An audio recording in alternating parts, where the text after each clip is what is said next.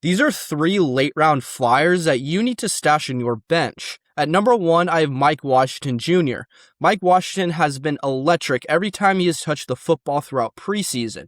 So far, he has averaged 7.9 yards per carry with a total of 119 yards on 15 carries and 18 yards on 2 receptions. Now with Ashton Jeanty leaving Sunday's practice with an apparent ankle sprain, I think opportunities are going to open up for Mike regardless of the severity. And if the unfortunate case does arise that Ashton Jeanty misses some time to start the season, I think Mike Washington Jr. will end up having similar upside to Ashton Jeanty as the RB1 under the Kubiak-led offense. At number 2, I have Casey Concepcion. Casey has been looking like a stud so far, and he had a pretty solid preseason debut with 3 receptions on 4 targets, 427 yards, and a 14-yard rushing touchdown. His biggest obstacle this season is going to be his quarterback situation, but with Deshaun Watson not being well received by the fans in their preseason home opener and getting outperformed by Shedeur Sanders, I wouldn't be surprised if we see Shedeur as the starter pretty soon, and I think if that's the case, these two together are both talented enough that Concepcion could put up some solid numbers,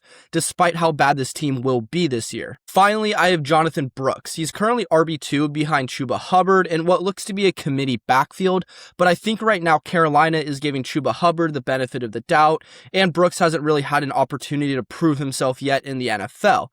Brooks hasn't necessarily been the most efficient in his 8 preseason touches, only rushing for 23 yards, but he did manage to score his first NFL touchdown last week against the Jaguars. I have no doubt in my mind that Brooks is the more talented back, and with Carolina being a potential playoff team, I believe Jonathan Brooks will win more touches as the season goes on and can potentially put up some big numbers throughout this season.